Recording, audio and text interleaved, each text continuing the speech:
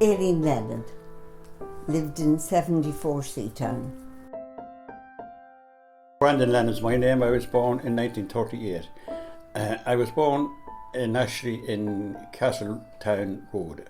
That's where my parents were initially. Then they moved to Seatown when I was about 1 year of age.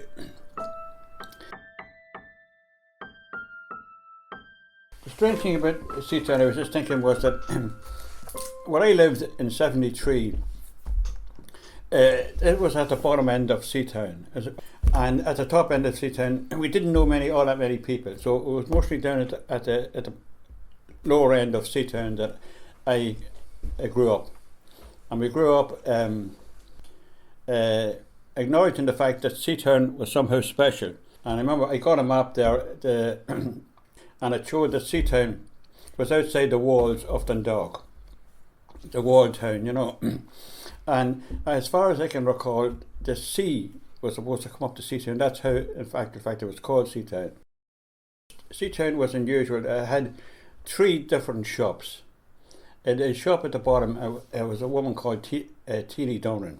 She had a shop at the very end, just beside the castle, or beside the priory.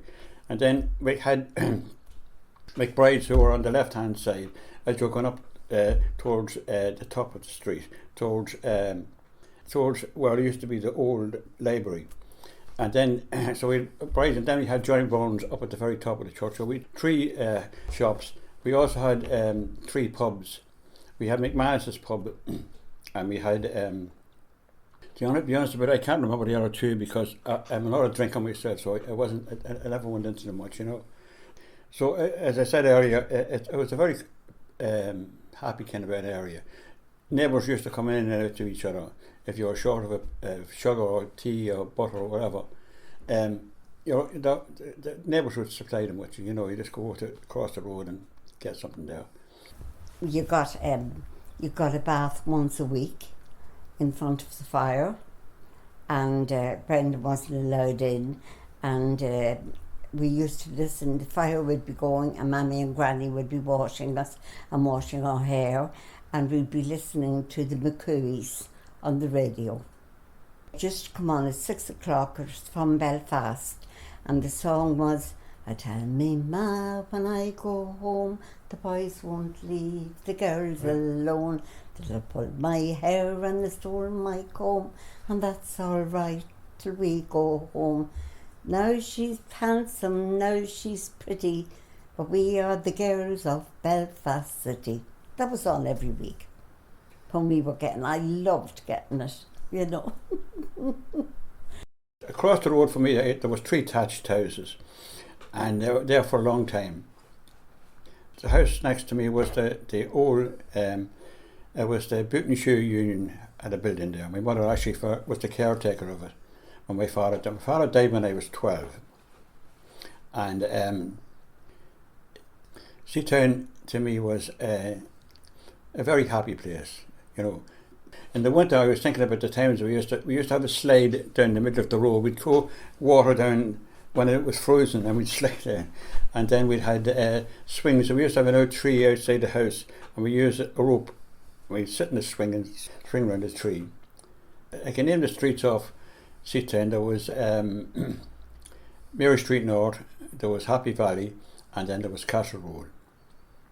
We thought every neighbourhood was like it, full of people that we grew up with, never seemed to change, very kind, working class, nobody with money,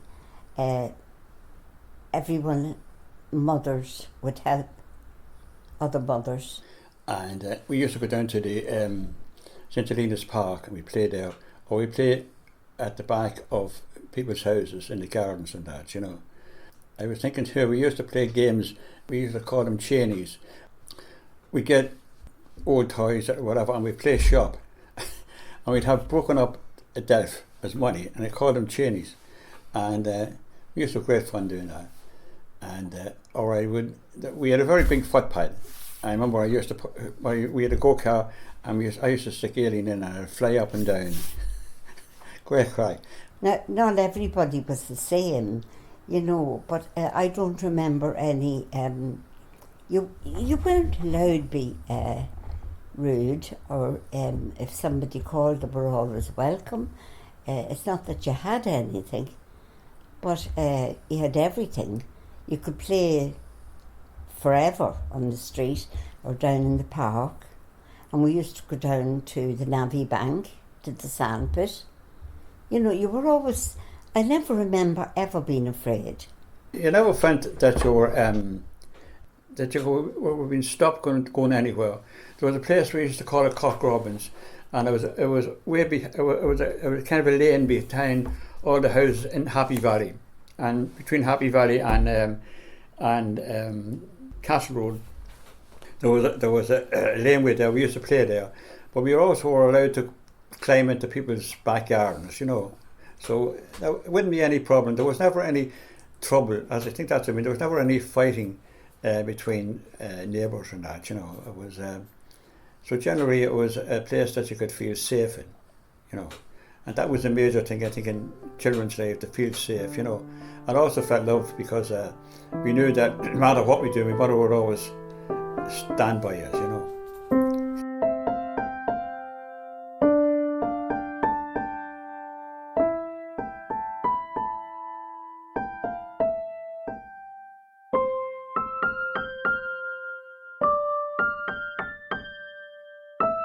My name is Martin Shields. I'm living here in 3 Broughton Street, Dundalk, since 22nd of the 7th, 1967. My father, Gerard, and my mother, Rose. My father was born here in this house, as like myself, and he passed away in 2016. Great place to live. These houses here, not in my time, but before my time, if you stand in front of 3 Broughton Street and look, you'll see a laneway. They're now all fenced off due to antisocial behaviour over the years, but you know, we had free access to all of this. Those houses were not built. That was the place called the Miller's Field, and that was a whole big field area, and in my father's time when he was a youth. So eventually then that was all built up. But we had, from here, we had the whole St Mary's College, the Morris School at the time, and that was our play area. You had a 10-acre field, football fields, then you had the whole, you had the handball alleys, you had tennis courts, and that was all. The Morris priests, in fairness, left that all open for us during the summer times in particular, where young people could come and congregate and enjoy and play sport, and you know, and it was great. It was brilliant. Everybody from the town used to congregate here because it was great, you know. But yeah, the memories here were very good, I have to say. It was a nice place to grow up. Nice, decent, old-fashioned families, you know, family values. Everybody got on. You know, people just got on with their own thing. A sense of community. At times here, I remember you didn't have to lock your door. Everybody's door was opened. You know, you just waltzed in and out. It didn't matter who you were. Everybody was everybody's children, if you know what I mean. There were good times here. It was a kind of place, if anyone, you come in, if they come in, you come in, and we were having our dinner, sit down there and you'd be given a bit of dinner. You know, you just shared whatever you had, and it's lovely. It was magical. It was always a lovely place, and we were so respectful growing up. Like, everybody was a Mr. and or Mrs. and everybody greeted each other. It wasn't a, well, how are you? If they weren't married, they were Miss, and we never called anybody by their Christian names. And they're so kind, just so kind and neighbourly. And there were a couple of houses here in the street who kept pigs to pay the rates. Or not pigs, a pig for the rates. And you know, you'd be keeping the slop and giving the slop to the ladies who had the pigs. Everybody were great animal lovers, great people.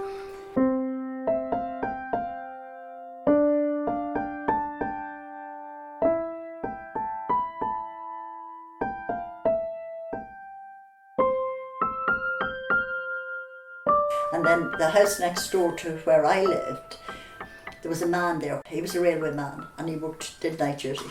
And he was the first in the street to have a telly. And he had his telly up in his bedroom. And because he would sleep during the day. Oh, he was the loveliest man, not married, had the house and a gorgeous garden, and he had a glass house just off a wall. My mother would say, hop over the fence and get a head of lettuce and get a couple of scallions, but don't be taking the big onion ones, take the wee fine ones, and take the wee lettuce with just a few leaves. And I was doing it. Then stopped my mother, and I was with her, and he said, Kitty, I don't mind you, will you tell Eileen not to be picking the wee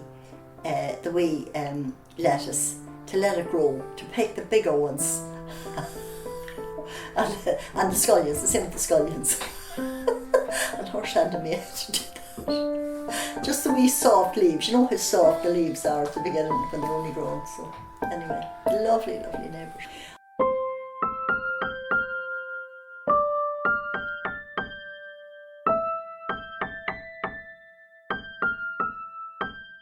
There's something about this street as well that is unique. It was this street was known as Little Jerusalem.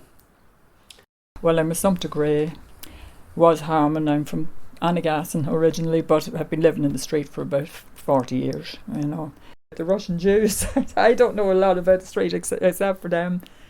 That's where we were looking for our grandfathers and grandmothers, as I say, on the census when it came up online. And I started then browse. You can browse the census and find streets or townlands or whatever. And found this house would have been 4 or 5 years old in 1901. I wonder who was in it. The Russian Jewish family called Some, you know, and there was the mother and father, a daughter, Tilly, I think she was in her early 20s, and then there was Samuel and Alexander, 2 sons. And a servant girl, a wee girl called Duffy from Monaghan. They were here at the time. And they're on the census down as Russian Jews. 2021, the little man arrived on the doorstep, and I opened the door and he said, I'm Jean Sum, and my father was born in this house in 1882 or something, he said. And I said, oh, I know the name, you know. And COVID was here at the time, and he had been sick, and I didn't know whether it was himself and another man with him, and I didn't know whether to take them in with COVID and everything else. And I said to Richard, come out anyway, and we were talking to him. I thought they came from the north because there's a northern connection as well. And he said no, they had come from America, San Diego in California. So he was looking for his father. He was the son of Alexander, who was here at the time. Took him in, and we were saying maybe the museum would be able to help you or whatever, but we were that shocked, I think, we couldn't think who to direct him to. So it was a few weeks after that I was saying, well, maybe Peter Kavanagh in the Democrat would be able to help. He doesn't do it anymore, a history column in the Democrat. So a few weeks later we got a letter back, the letter's there, from Jean Sum, thanking us, from America. And I had an email address for him and everything, and I started contacting them. So I put the two of them in contact with each other anyway. But then he did a feature in the Democrat for 2 weeks on the Jewish people in Dundalk, as much as they knew about them, you know, the Jewish community in Dundalk. Now we couldn't find any further about this family because they ended up in America, but he was looking any more information about his father, because apparently he said that the mother and father, the marriage wasn't a happy one, and the mother kind of kept him away from the father, and he didn't know much about, or didn't tell him anything about him, you know. The Samuel, the brother that was here, there was a drapery shop in Dublin Street. I don't know if he was working for someone or they owned it, and he had a daughter apparently, and was married to a man called Bloomberg, Blumberg, and they ended up living in Banbridge. Yeah, and again, I looked them up. You can see them on the 1911 census. They're living in Banbridge, and she has 2 daughters. So again, there was no nobody of the name Some. If they grew up and got married, we didn't know who they married. So we couldn't find anybody. We couldn't find anybody in particular belonging to him. We don't know. We don't know where they went or what happened to them after that. They were here up to the 1930s, as far as we know, and they didn't have a synagogue. There was no synagogue. They used the Presbyterian Hall in Jocelyn Street. I think that Tilly got married in the Presbyterian Hall, as far as I know. Yeah. Well, as far as we know. Anyway, yeah. She must have got married shortly after that, 1901 or 2 or something, because she's 2 girls. I don't know, they were 5 or 7 or. There's a bit about the various places in Dublin Street and whatever. I think when he died, there was a big Jewish funeral. He was waked standing up in one of the houses in, I think it's Dublin Street, around there anyway. So I'd say they were in the Jewish community in Dublin, though, because Gene Some said his father was a friend of Robert Briscoe, who was a mayor of Dublin. Ben Briscoe maybe was there at the time of the Dublin Millennium 1980. He was mayor then, but his father was mayor in the 50s, I think. And Gene Some's father, Alexander, was a friend of Robert Briscoe. Yeah, because Robert Briscoe went to America to him, didn't he? So I'd say they were involved in the Jewish community in Dublin, but we don't know any more about them here, So that's it. And when we looked at that, remember we had an old desktop up in the back room. We're looking that up and saying, oh God, Jewish, Next door we had a Lithuanian couple at the time, They could have been Jewish as well, because these were Lithuanian. No, I'm talking about Monica and them. They were here. They were Lithuanian. They were Lithuanian. But at the present time, I'm talking about. But he did say, Gene something. He said they were Lithuanian. They were Lithuanian as well. It said Russian Jews, but it was that part of Russia at the time, I suppose. It did say Russian Jews on the on the census form, So that's all we know about them. There was, if you look up the census, there was a number of houses in the street that had Jewish families. Like I say, one time it was known as Little Jerusalem.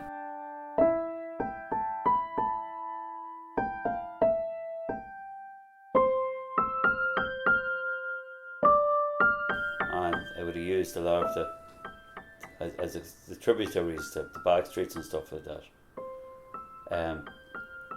So I would have considered right down to St. Helena's Park down here, Seatown, right up to as far as the back of the Green Church. Well, maybe start of Broughton Street. Definitely the St. Helena's Park, I consider that the same turf as Seatown, and the Castle Road as well, right up to the monastery, the Franciscan monastery.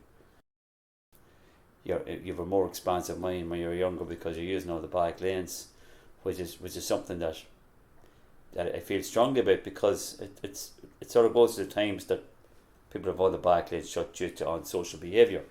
But when we were younger, because we used the back lanes, you got a different view of the town from the angle where you were walking. And the back lanes were dangerous as well. You might get in a fight or walking in somebody. What are you doing around here? This is not your street. Because it wasn't my street, it was my grandparents'. It was one of the first places I was let walk by myself to stay somewhere. You'd be in school and there might be a couple of shops in the vicinity, but you wouldn't be let wander. So it was great. It was a bit of freedom to have that more expanse of the town to walk down. And I would have stayed with my grandmother a lot of times, to be at least once a month, be staying over, maybe for the weekend, I'd say there was no nonsense woman now. She wouldn't take any nonsense at all now. She was very stern, because the husband died when my dad was about 12, I think. One of the things I remember was there was a union hall next door. It was the ITGWU union hall, and she used to clean for that. So she would have taken me in, and I used to remember the smell of brasso, and the floor cleaning was very, very strong, the polish. But I liked the smell of it. But she let me have a go on the typewriters. I thought this was great, because of all the typewriters sat in a row at that time. And you did get that sense, and I watched the Ealing movies from the 40s and stuff like that. There was a big sort of English sense of the place. It was very English, the whole place. All this area seemed to be very English in a way. more English than Irish, you know. Just in the Second World War sense, there was still a big feeling of that sort of holding over. Like it was all like I remember going to my grandmother's house and the black and white TV. Now I used to love the black and white TV because the sound of it, first of all, was vivid. It would just hearing there was always interference and crackling and stuff like that. But I found it very mesmerising, you know. And you'd be watching, when my grandmother started letting me watch the late night TV, she'd let me stay up till 11 o'clock or something and watch the late night movie. If things got dark, you couldn't see what was happening. So you'd have to use your imagination. So things were scarier, you know, watch Doctor Who sort of off the grandstand. And you couldn't see, everyone was sort of what's going on here, like, you know, the mind's boggling, there's shapes in the corner coming towards it. It was 10 times as scary as it was if you were looking on the colour TV.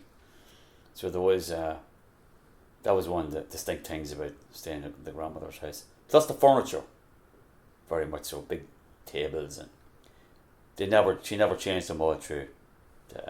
She might have got the carpet in, but everything seemed to be the same as when it was a small child, up until she went. Because I used to use it as a practice place when she went into the nursing home and died, and I had the house for a while. So the ghosts seemed to be there in the house, even though there's no one else. There seemed to be this, and I found it strange when the people the auctioneers, the people who took over the house, when starting to move everything out, it was just strange. It was like a piece of history being pulled down, you know. And my daughter's name is named after her as well, and I point out the house as well for her. That's her great grandmother's house, because it's just round the corner.